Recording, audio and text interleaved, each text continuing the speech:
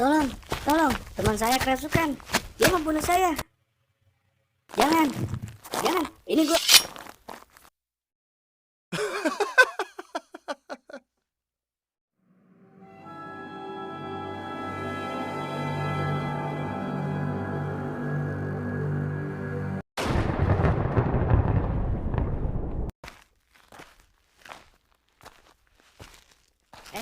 Emang nggak apa-apa nih kita camping di sini? Gak apa-apa, Kar. Tenang aja. Gue jamin kok. Lagian banyak kok yang suka camping di sini. Masa sih? Kita camping di sini aja yuk. Iya. Pokoknya lo tenang aja deh. Lagian kan ada gue. Tapi kok gue ngerasa merinding ya? Alah, itu mah lo-nya aja yang penakut. Nah, lo emang nggak merasa merinding apa? Ah, gue mah biasa aja. Tapi ngomong-ngomong, lo ngajak gue camping emang ada apaan? Ya elah lu. Sekali-sekali keluar. Jangan di rumah terus. Lagian kan camping kayak gini bagus buat otak lo. Biar nggak stres. Kirain gue ada apaan, tumben-tumbenan ngajak camping. Lo mau denger cerita serem nggak? Cerita apaan? Pernah nggak lo denger cerita atau gosip-gosip tentang desa ini? Jangan-jangan ini desa penari yang pada KKN yang viral itu. Aduh, pala gue. Bukan, bego. Ini mah beda lagi ceritanya. Lagian cerita desa penari itu mah punya orang. Udah banyak yang tahu. Ini beda ceritanya. Terus emang desa ini punya cerita apa? Jadi gini ceritanya.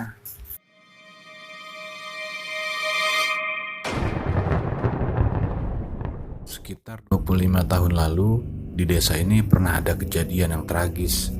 Awalnya sih gini, ada sepasang suami istri pendatang yang tinggal di sini, Parso sama istrinya Mantili, dan mereka tergolong orang yang kaya raya di sini. Gimana enggak, mobil mereka punya, rumah besar 2 lantai, malah punya tanah perkebunan juga yang cukup luas. Pokoknya kaya raya lah mereka itu. Wah, mantep ya. Pengusaha pasti tuh. Ntar dulu, dengerin dulu dong. Iya, lanjut. Nah, Mantili meskipun kaya, tapi dia nggak sombong. Malahan dia punya kebiasaan tiap hari Jumat dia masak banyak, terus dibagi-bagiin ke tetangga desa. Masakan Mantili enak-enak, karena emang dia jago masak. Jadi tetangga pada seneng. Tapi sayangnya di usia pernikahan mereka yang udah 4 tahun, mereka nggak juga dikasih anak. Akhirnya hubungan rumah tangga mereka mulai deh gak mesra lagi. Malahan si Warso sering marah-marah gara-gara hal-hal kecil. Masakan kurang asin, Mantili dibilang gak dandan, pokoknya hal-hal sepele lah. Malahan si Warso mulai sering tuh gak pulang. Mantili gak mau ambil pusing sama sikap suaminya yang sering gak pulang. Mantili nyabarin diri aja, malah dia sering nyalahin diri sendiri karena gak bisa hamil itu. Tapi sayangnya karena Mantili diam aja, si Warso jadi ngelunjak. Dia nggak pulang itu karena pergi ke desa tetangga.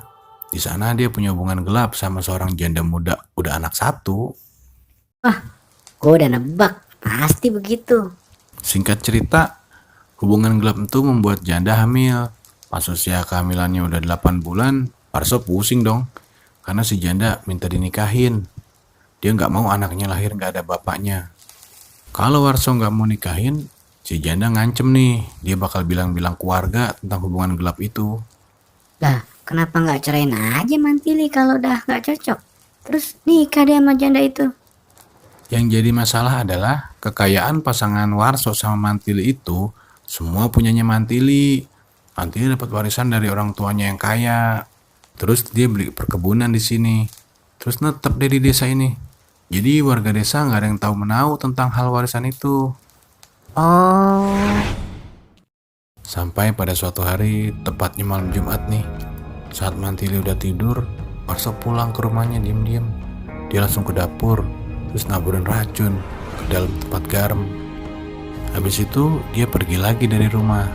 Pas paginya, seperti Jumat-Jumat kebiasaan Mantili masak soto ayam yang rencananya dibagiin ke tetangga-tetangga desa. Dia nggak nyadar deh tuh kalau garam yang dipakai udah diracun. Karena udah kebiasaan rutin masak, jadi Mantili sendiri nggak pernah nyicipin masakannya. Setelah mateng ya dia bagi-bagiin aja itu ke tetangga. Nah, akibat makan soto Mantili yang beracun, beberapa tetangga pada sakit, muntah-muntah sampai muntah darah. Bahkan ada beberapa yang fatal sampai meninggal. Sore harinya tetangga rame-rame ke rumah Mantili. Mereka pada marah-marah dan minta pertanggungjawaban Mantili. Pas suasana lagi gaduh dan tegang itu, ada 3 orang pria yang terlihat sangat marah. Dia teriak, "Ini pasti sengaja. Bener, jangan-jangan kita dijadiin tumbal pesugihan untuk kekayaan dia," kata pria yang lainnya tuh sambil nunjuk-nunjuk Mantili. Betul itu, buktinya dia bisa kaya seperti ini. Kerjaan suaminya aja nggak jelas. Dari mana lagi kalau bukan pesugihan? Udah, usir aja, bunuh sekalian. Dia ngorbanin kita buat tumbal. Suasana semakin memanas karena udah terbakar amarah nih. Warga langsung narik-narik tangannya Mantili. Mantili berontak, tapi ya kalah lah. Mantili diseret keluar dengan kasar. Baju Mantili sampai robek-robek, bahkan sampai kakinya berdarah-darah. Warga nggak ada yang peduli. Mantili cuma bisa nangis. Dia udah nggak punya tenaga untuk berontak. Saya nggak pesugihan. Cuma itu yang terucap dari Mantili. Warga terus nyeret Mantili yang sudah lemes itu, dibawa ke dalam hutan. Terus Mantili diikat di pohon. Bunuh aja, bakar, biar kutukan pesugihannya hilang dari desa. Bener, bakar, bunuh. Suara-suara warga tuh pada teriak-teriak. Terus warga serentak ngumpulin kayu-kayu kering, terus ditumpukin di sekitar Mantili yang udah lemes itu. Lalu warga ada yang udah siap-siap loh bawa botol bensin. Disiram itu bensin ke Mantili sama kayu-kayu yang sekelilingnya. "Jangan, tolong, jangan, saya nggak pesugihan." Suara Mantili pelan banget. Tahu-tahu, wush, kayu disulut korek api. Gede banget, api langsung berkobar. Tubuh Mantili terbakar hidup-hidup. Mantili teriak sekencang-kencangnya, "Ah, kalian semua biadab." Teriakan Mantili nggak berlangsung lama. Dia hangus terbakar. Warga pun mulai bubar tanpa ada yang pedulin jasad Mantili. Dibiarin aja begitu, pikir warga biar jadi santapan hewan hutan.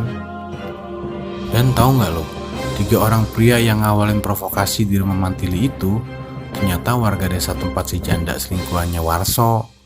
Terus mereka tuh disuruh Warso untuk provokasi. Karena kan kalau Mantili mati, otomatis ahli warisnya ya suaminya dong. Mereka nggak punya anak. Gila, jahat bener ya. Serem juga kejadiannya. Belum kelar. Hah? Maksud lo? Ceritanya masih lanjut? Ini lanjutannya. Si Mantili itu kan korban pembunuhan ya. Jadi setannya gentayangan. Dia menghantui seluruh warga desa ini. Bahkan sampai desa tetangga. Pokoknya dia sering nongol-nongol gitu. Penampakannya serem-serem lagi. Akibatnya warga desa gak ada yang tenang. Malahan banyak yang jadi gila karena dihantuin sama Mantili terus. Janda selingkuhannya Warso aja ditemuin mati di dalam sumur. Pas ditemuin jasadnya, masa matanya melotot. Kayak ketakutan gitu. Akhirnya desa ini jadi sepi setelah kejadian itu. Ya baru 5 tahun belakangan ini aja desa ini mulai kelihatan aktif lagi. Oh, begitu ceritanya. Sadis, men. Kok? Tapi lo tahu banyak ya tentang cerita itu. Ya gimana nggak apa lama cerita gituan. Bokap gue sendiri yang ceritain ke gue. Bokap lo ngalamin pas kejadian itu? Kan bokap gue Warso.